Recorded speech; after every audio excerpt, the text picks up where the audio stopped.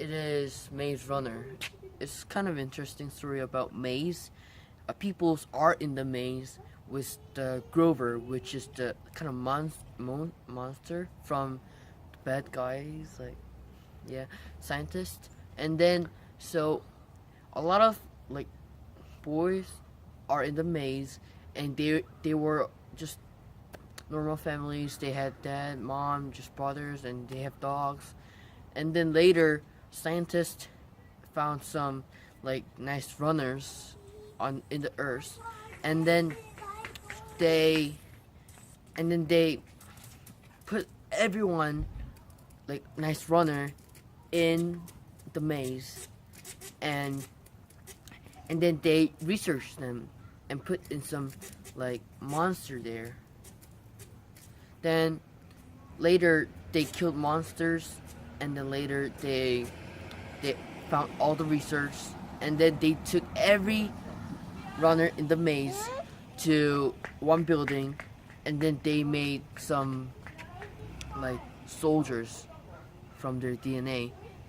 Later they got out of the building from one boy who was the best runner in the maze, which was Thomas, and he can he's really positive, and he can do everything he wants because he's so fast, and everyone was trying to catch him. And then they made like resistance of like scientists, like they resisted, and then later they won the war from the scientists, and then they found their families, their house, their friends, and then they made one village, and that's all the story. That's all the story, and it is very interesting that the author like made a theme with the maze. That's really interesting for one book. Thank you for listening.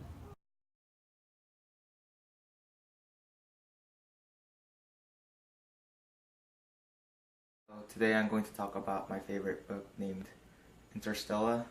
It's a story about a man named Cooper. He used to be a member in NASA, but the background of this story is like in the future. So NASA is gone, but this man finds out that NASA is actually not gone, but it just exists like still, and he just suddenly like joins a project which is finding the second Earth, and he just goes through some wormhole, and they ventures through a couple of planets, and they found out that there's no there's no other way to like save all the people and like all the human beings in Earth. They have to like make the new generation in a new planet. So Cooper sacrifices himself into the black hole to get some new information to save all the people back in Earth. And so in the black hole, there's four-dimensional like places, so they can go pass through times and places.